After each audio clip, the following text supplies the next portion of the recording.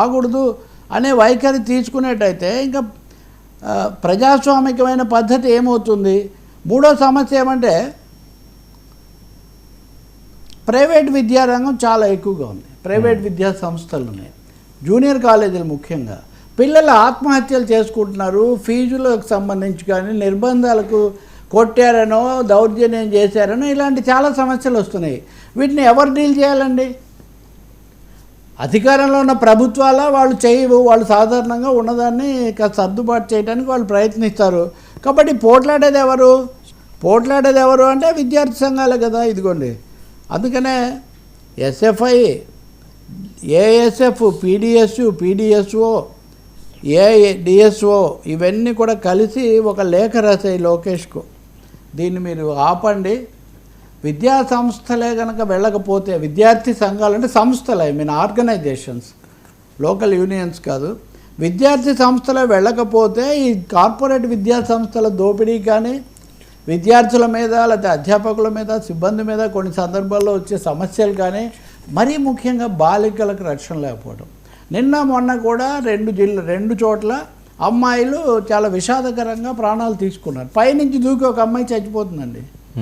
ఏం జరిగింది? ఎప్పటికీ వాళ్ళు బయట పెట్టరు. పోలీసులు సగం చెప్తారు, మీడియాను కూడా కవర్ చేయనివ్వరు, ప్రభావితం చేస్తారు. అప్పుడు ఏం చేయాలి? విద్యార్థి సంఘాలు వెళ్ళి ఆందోళన చేస్తేనే కదా న్యాయం జరిగేది. మరి లోకేష్ దీని మీద ఏం స్పందిస్తారో విద్యా మంత్రిగా మనం చూడాలి. కానీ ఇది విద్యార్థులకు ప్రజాస్వామికంగా ఉండే హక్కు, అలాగే విద్యా వ్యవస్థ, విద్యా సంస్థల రక్షణ అక్కడ, దానికి సంబంధించి ఇది న్యాయం కాదు అనే అభిప్రాయం బలంగా వస్తుంది. కార్పొరేట్ విద్యా సంస్థలను విస్తృతంగా ప్రోత్సహించుకుంటూ అసలు కార్పొరేట్ విద్యా సంస్థలు రాష్ట్రంలో చక్రమే తిప్పుతున్నారు. వాళ్ళు అవన్నీ చేస్తుంటే అక్కడికి వెళ్ళి సమస్యల గురించి మాట్లాడకూడదు, సంఘాలు పోకూడదంటే ఏం జరుగుతుందండి? అది ప్రశ్న. అయితే సార్ ఆర్థిక మంత్రిపై బాబు గుస్సా, అసలు పరిస్థితి ఏంటి? ఇది ఒక ముఖ్యమైన అంశం. అంటే ఇది కూడా ఒకలాంటిదే. అంటే ప్రభుత్వం మారినా కానీ పరిస్థితి మారలేదనే సమస్య లాంటిదే. ఆర్థిక మంత్రి పయ్యావుల కేశవ్ దగ్గర ముఖ్యమంత్రి చంద్రబాబు నాయుడు అసంతృప్తి వెళ్ళిపుచ్చారు. సరే, అప్పులు తేవటము, ఎప్పటికప్పుడు సర్దుబాటు చేయటం ఇదంతా ఒక ఎత్తు. పాత బకాయిలు, కాంట్రాక్టర్ల బిల్లులు చెల్లించడంలో జరుగుతున్న జాప్యం, ఈ కాంట్రాక్టర్ల బిల్లులు చెల్లించడంలో జాప్యం జరుగుతుందనేది ఒకటైతే, చెల్లించింది కూడా జగన్ హయాంలో జరిగిన వాటికి చెల్లిస్తున్నారు. అంతకుముందు 2014-19 మధ్యలో ఉన్న టీడీపీ ప్రభుత్వం, మిశ్రమ ప్రభుత్వం, అప్పుడు బీజేపీ ఒక్కటే ఉంది, ఇప్పుడేమో ఎన్డీఏ కదా. కాబట్టి ఆ ప్రభుత్వం ఉన్నప్పుడు చేసిన వాటికి చెల్లించలేదు. దీని మీద కాంట్రాక్టర్లు చాలా అసంతృప్తిగా ఉన్నారు. అప్పుడేమో బాబు గారు చెప్పారని చేసామో, ఆ బిల్లులు రాలేదు. తర్వాత జగన్ వచ్చాడు, మా బిల్లులన్నీ పక్కన పెట్టాడు. ఇప్పుడు వీళ్ళు వచ్చారు, కానీ వీళ్ళు కూడా ఆ బిల్లులు ఇవ్వకుండా ఈ బిల్లులే ఇస్తున్నారని. దీనికి ఒక చిన్న బహుశా ఇంకొక కనెక్షన్ కూడా ఉండొచ్చు. మొన్న ఒక అధికారి 25 లక్షలు అప్పు తీసుకుంటూ ఏసీబీకి పట్టుబడ్డాడు కదా ఆంధ్రప్రదేశ్లో.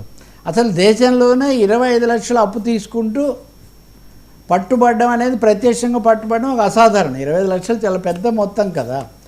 అయితే ఆయన తనను అలా అడుగుతున్నాడని మంత్రి లోకేష్కు ముందే దృష్టికి తీసుకొచ్చాము.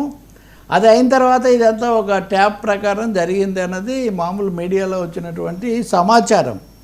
అతను కూడా ఈ విధంగానే గత ప్రభుత్వం తెలుగుదేశం హయాంలో తనకు రావాల్సిన బకాయి అడుగుతుంటే అవి ఇవ్వము, ఇవే ఇస్తాము అని ఆ అధికారి ఒత్తిడి చేశారు. కాబట్టి అతని అవినీతిని పట్టించాల్సి వచ్చిందని బహుశా చంద్రబాబు నాయుడు కూడా ఇదంతా దృష్టిలో పెట్టుకొని చెప్పినట్టుగా ఉన్నారు. మీరు ఇవన్నీ చక్కగా పూర్తి వివరాలన్నీ చూడాలి. మనల్ని నమ్ముకొని అంతకంటే 5 ఏళ్ల ముందు చేసిన వాళ్ళను మనం అన్యాయం చేయకూడదని పయ్యావుల కేశవ్కి ఆయన గట్టిగా చెప్పారు అని అంటున్నారు. ఇంక ఇది కాకుండా ఇతర అంశాలు కూడా ఉంటాయి కదా. కానీ కీలకమైన అంశమే ఇది. అంటే ఆర్థిక మంత్రిపై సీరియస్ అయ్యారండి చంద్రబాబు నాయుడు గారు.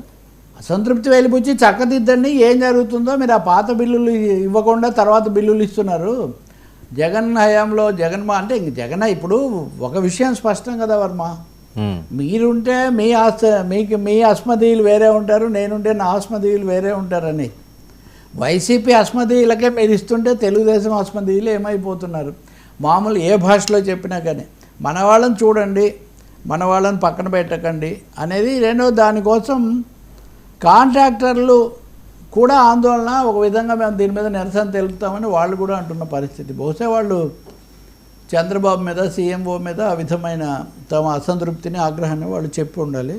దాన్ని ఆయన సంబంధిత మంత్రికి కూడా చెప్పి చక్కదిద్దాలని చెప్తున్నారు. ఒకటైతే అసలు ఎవరు అధికారంలో ఉన్నా ప్రభుత్వం అనేది కొనసాగుతూ ఉండాలి. జగన్ ఉన్న, చంద్రబాబు ఉన్న, వైసీపీ, టీడీపీ ఎవరున్నా ఆ పరిస్థితి మారడం వల్లనే. ఇంకోటేమో డబ్బులు లేవు, చాలా ప్రకటనలు చేసి చాలా హంగామా మనం చేసిన డబ్బులు నిజంగా అందేసరికి చాలా తక్కువ. మీరు అదే కదా ఇప్పుడు పులివెందుల గురించి మాట్లాడాము.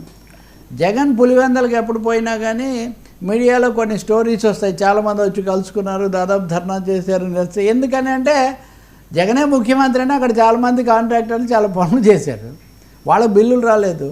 వాళ్ళు ఎప్పుడన్నా మన బిల్లులను వాళ్ళు వచ్చి ఒత్తిడి చేస్తుంటారు. సో ఇది ఒక పెద్ద వలయం, వ్యాపార, ఆర్థిక, రాజకీయ వలయం. అందులోనే భాగంగా ఆర్థిక మంత్రి మీద, ఆర్థిక శాఖ మీద ముఖ్యమంత్రి ఈ కాషన్, ఈ జాగ్రత్త, ఈ అసంతృప్తి. సార్ మరోవైపు రొయ్యి రైతులు విలువల ట్రంప్ టారిఫ్ ఎఫెక్ట్ పడిందా? ట్రంప్ టారిఫ్ ఎఫెక్ట్ అంతకుముందే ఉంది, అది చాలన్నట్టుగా ఇప్పుడు ఇంకా ఈ మధ్య పెంచేసరికి ఇప్పుడు రొయ్యలు పంపే వాళ్లకు 59% అవుతున్నది ట్యాక్స్. 59% వాళ్ళు టారిఫ్ కట్టాల్సి వస్తుంది. అంటే రూపాయికి 59 పైసలు. అంతే కదా, రూపాయికి 59 పైసలు. దాంతో రొయ్యల రైతులు చాలా బాధపడిపోయి అసలు ఆ వ్యాపారమే ఒక విధంగా సంక్షోభంలో పడే పరిస్థితి వచ్చింది. ఇంకో ఆశ్చర్యకరమైనది ఏమంటే ఆక్వా ఎగుమతుల్లో ఆంధ్రప్రదేశ్ చాలా అగ్రభాగం.